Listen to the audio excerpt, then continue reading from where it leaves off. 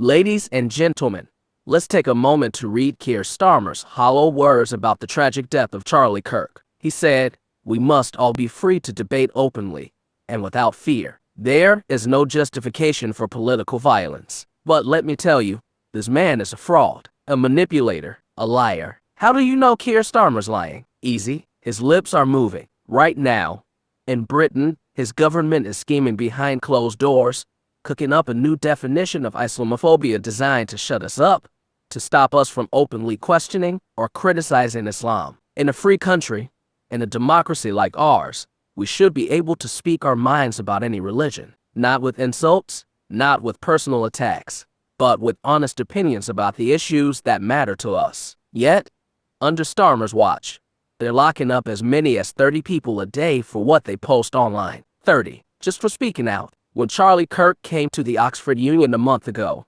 he stood tall and praised Britain's greatness, but he called out our politicians for betraying us, especially over the last 14 years. And now, we've got a government, led by this man, doing everything in his power to crush our free speech. Starmer had the audacity to stand before the President of the United States and claim Britain cherishes free speech. He said he's proud of it. Proud? What a lie. This man is a disgrace. He's scum in my eyes, a vile manipulator who's strangling our nation. No one in all our history has divided this country more than Keir Starmer. He's torn us apart, pitting neighbor against neighbor, silencing the voices of the people who love this land. He's a shame to Britain, a shame to the voters who put him in power, and a shame to everything we stand for. And now, look at the harm he's causing. His policies of suppression have sparked massive unrest. Over 110,000 people taking to the streets in protests across the country. These aren't just gatherings.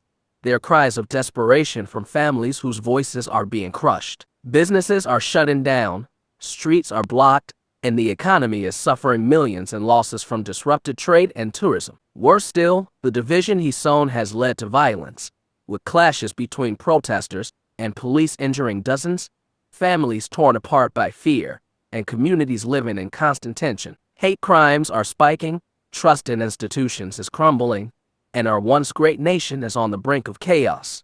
All because one man and his elite cronies refuse to let the people speak freely. To my friends, you know what it means to fight for freedom. You've seen what happens when elites try to control your voice. To my British brothers and sisters, we've been silenced for too long. Let's stand together across the Atlantic, across our towns and cities, and say, enough is enough. Shame on Keir Starmer. Shame on his lies. He disgusts me, and he should disgust you too.